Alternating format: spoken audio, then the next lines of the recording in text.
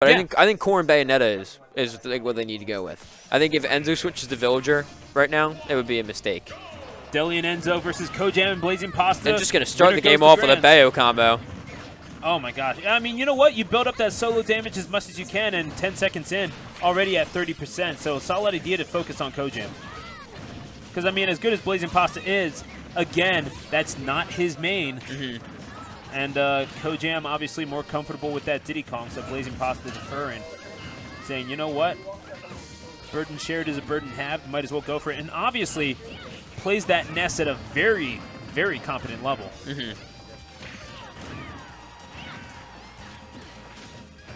Again, using that shield. Engaging Enzo one-on-one. That might be a mistake off the top. Oh, he does DI out of the Witch Twist. And again, that is a... We talk about the downsides that Ness has in terms of weight. Oh my gosh, like the kill off the top. Yeah, he's been catching him with those afterburner kicks. Absolutely, and again, like right off the top. He but Ness is going to take Deli off the top with that big head of his. Yeah. Oh, are you talking about the character or the guy? Both of them, yeah. Fair enough, fair enough. And yeah, 5-4 stock. Again with the pause. Stock? Who? Yeah, all right, Kojam's forfeiting. I wasn't sure who paused right there. Kojam, I think that's. And is now that the second time he's done this? No, it was. Oh, you're right. It was Hero last time. Hero, you're but right. now now the stock disparity is just. Oh well, you know they're taking Bayonetta finally, but before that the stocks were mostly close, and Cojam didn't even have a lot of percent on that stock, so it's unfortunate to see that happen. Oh, catches him! Oh my goodness! Oh, but Ness is living. That was nice. I saw that happening, and I was like, he's not going to do it to him. But Deli burying his fangs on BlazingPasta, and he does survive at 108%. But again, another big maneuver will certainly get the kill on such a light character. Oh, like that pin! Oh, but Bayonetta goes down too. Stock's disappearing left and right. Absolutely, a 3-2 stock advantage. But again, Cojam and BlazingPasta, they don't have stocks to borrow here. No, good DI by Deli with the corn. They need to get the corn out of there if they want any hope. Oh, but he's going to hit by the counter. And again, reading him with that pin. He's read Pasta's air dodges like 3 times now. He's just been jumping up in the air and waiting for him to air dodge. That's how he caught him with the neutral B. That's right, and that back air is going to catch BlazingPasta. Oh, comes down with a grab. Good catches his landing, and Cojam is eliminated. And that's at very high percents right now. Gives himself some space with that neutral air, but again, into that grab of Deli's. Oh, the witch time, that could very well No, he's going to tech. He stays, beautiful tech. Catching him with another afterburner kick, though, and he's number 4 in Philadelphia for a reason, folks. But he does have a 3-1 stock disadvantage to work with. He does get the kill on that Corrin, but it might be too little too late. We'll certainly have to see. He's hanging around at 135. Oh, wow, but right into the down smash. Pretty much one Bayonetta back air or one pin is going to take the kill off the top. Let's see if he can avoid any big hits. This is not impossible, but he is one big hit away. One pin. Ooh, I thought he was going to catch him right there. Oh, that's Deli catches him, and that's going to do it. Deli and Enzo go up 1-0 despite a gargantuan effort by BlazingPasta. Oh, he almost pulled that back. He spent the first 45 seconds of that 2v1 recovering.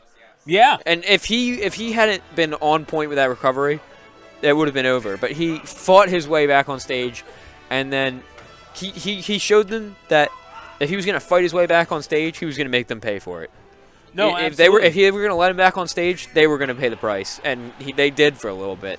No, yeah, you're absolutely right. And usually you don't want to be catching Ness in the air, but obviously in a 2-on-1 that game changes. But the thing especially when you have witch time to catch him in the air.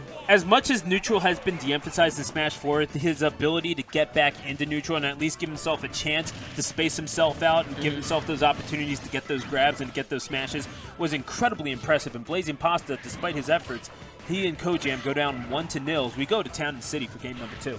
And I think what Cojam and Pasta really need to do is they need to hold on to their stocks in the early game. In this set and the last set we saw, they've been losing. It's like they need their first stocks to get into it, and they've been losing. And Cojam loses. There he is. This has not been a good tournament for doubles ditties. they need to stop using their #1 stocks to like get set in the game. They keep losing them too quick, and then they start to play. It seems like. And as good as he is, the guilty party has for the most part been Cojam, who we saw go down, I believe 90 seconds in, losing 2 stocks. And oh man, just getting tagged was BlazingPasta, getting punished for using that PK Thunder to try to get that Gimp. But like I said, Cojam lost his first stock quickly in this game, and now he has barely taken any % since then, and he's been hunting them down. Oh, he's playing smart, yeah. Almost loses his shield right there, but manages to hold on to it. Absolutely. Living on the edge is Cojam, but again, you don't live by the edge, you die by it, as is shown right there with BlazingPasta. And he's going to get the up smash. Good stuff by Cojam. I mean, and you're absolutely right. Playing like a chimp possessed right now and hanging around at 82%, he's responsible for taking quite a few of these stocks. Bayonetta already down to 1 stock. Enzo lost 2 pretty quickly right there. Yeah, and that was a worrying thing. We saw him lose 3 stocks a little bit quicker than he would like. He was playing stock tank for quite a bit, just in case that Jigglypuff of Deli's got knocked out a few too many times for their liking. But again, this Bayonetta Corrin team not doing too badly, I have to say. Yeah, they've definitely putting in some work. I believe this is Deli just switching right to Corrin, like cold.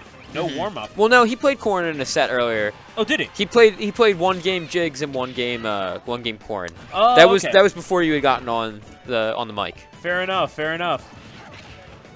You know, for all the research I tend to do, sometimes I just make those mistakes. What can I say? You can't know everything. Yeah, no, that's true. I know enough to know that I don't know everything. That's what I like to say. That's one of the most important things you gotta know. Absolutely. The back throw, giving himself some space. Oh, an assist! Hits Corrin over the Diddy F smash. Yeah. Not sure if it was a calculated play or a gracious mistake, but we'll say it was calculated. And Enzo will have to break out his Arcadian final skills here, as he is hanging around still. But again, it's the #4 PR. Oh, and then he's gonna SD. Oh. He used his double jump before up being, which is something I'm guilty of when I play Bayonetta. I accidentally down ABK, and I immediately jump before remembering that you can up beat twice as Bayonetta, potentially 3 times if you're quick enough. Yeah, and BlazingPasta, the #4 Philly PR player, definitely showing his worth there, hanging on to 2 stocks. He finished that game with only 2. And again, with a character that can be killed as easily as Ness can be, definitely an impressive feat, especially with the chaotic nature of doubles. But it is Deli and Enzo's counter pick here. Where do you expect them to go? I mean, I would think triplats. Yeah, all right. So the thing with the triplats is they have 2 characters that really like platforms, but I'm going to say they're going to go to. Have we seen a game of Battlefield yet? I don't believe doubles. No. Okay, so I think they're going to go to Battlefield because they're going blast zones? Well, no. No. They're playing against. They did go to Battlefield. They're playing against a Diddy who's so far killed most of his stocks off the top, and Town and City, the other triplat, has a very small ceiling. So I didn't think they were going to go there. Well, I mean, they could get those kills off the top, but either way, one of these teams' tournament hopes will be buried on the battlefield. It all ends here. Someone's on their last life. Cojam and BlazingPasta again establishing very good stage control here. Which is surprising considering, I mean, you don't really think of Diddy Kong and Ness and think stage control per se. Yeah, like you have the ledge control with Diddy, but definitely Ness definitely I don't think stage control. That up air, up throw to Ness's up air that has been working for them, getting a lot of mileage out of it. Absolutely, not quite at kill percent. Again, maybe it would have killed on Town and City. You don't know. That's definitely a possibility, especially if it was off a platform like it was here. True that, but again, of course, it does make you think. If you are at a Town and City against a Bayonetta, those witch twists off the top, they can absolutely murder you. So I do understand the caution against that. But again, I don't know if I like playing to avoid losing as much as I like playing to win. That's very true. It's a very real mindset. You know, it's one of those intangibles in any competition, really. Oh my gosh! Beautiful witch twist into up air. Yeah, right there we saw Enzo carry Cojam off the stage with 3 fairs with that infamous. Oh my goodness gracious! Oh, at 73%, that almost killed off the top at 31. Yeah. And again with the witch twist. I was about to say too that we haven't seen many kills off the ceiling with Bayonetta from Enzo, and then he just went out there and almost killed 2 people off the ceiling. Because most of his kills have been off of witch time reads, and he's gotten a few back airs. Which is why I didn't think they were going to go to Town City, because he hasn't been fishing for ceiling ladders, but he just did it right there twice. So absolutely, yeah, you could tell he was looking for it. He's going to put the words in my mouth. Yeah, he's going to cheese it however he can. Let's face it. And into those twists, my goodness, Cojam. How many afterburner kicks are you going to do? He just afterburner kicked 3 times, and Cojam was hit by all of them. Yeah. I mean, a best friend if you're playing the Bayonetta games, but if you're playing against her in Smash, it's your worst enemy. And again, with those up airs, you do really not want to be under Enzo right now. Oh, we don't want to be under Ness either. BlazingPasta taking another kill off Ness's big head. We haven't talked much about Deli, who again has been playing his part, establishing that spacing with that nair, the big disjoint on that nair. But they're, again with the pin. They're going to need to take these stocks soon. They're letting the green team get too much extra credit off these second stocks.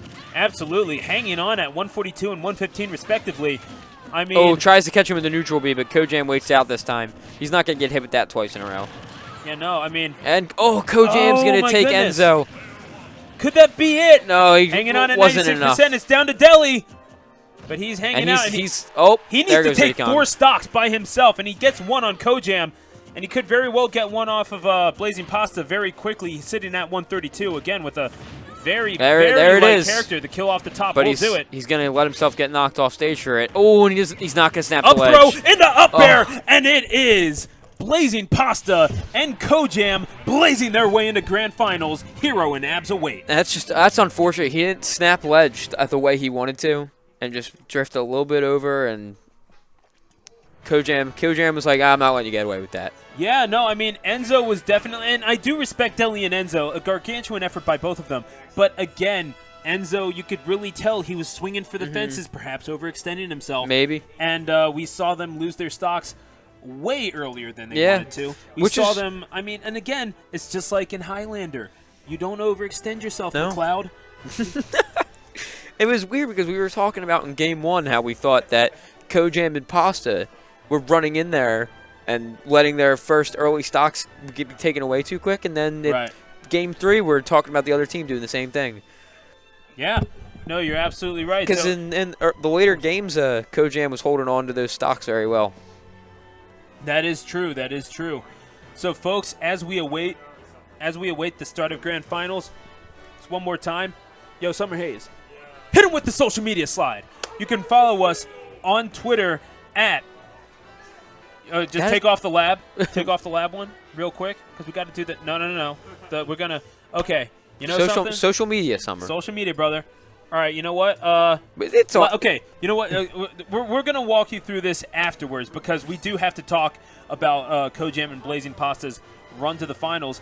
They were taken out of the winner's bracket by Abs and Hero, so now that you have time to recalculate, and they're going with their same team, presumably, Ness and Diddy Kong, respectively. I mean, if it ain't broke, don't fix it.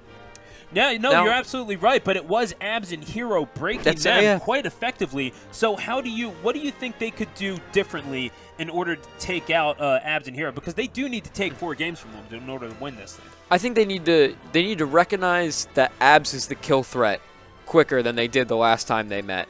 Because it wasn't until Game 3, I think, where they were pressuring Abs, make sure he wasn't holding on to 3 stocks by the end of the game.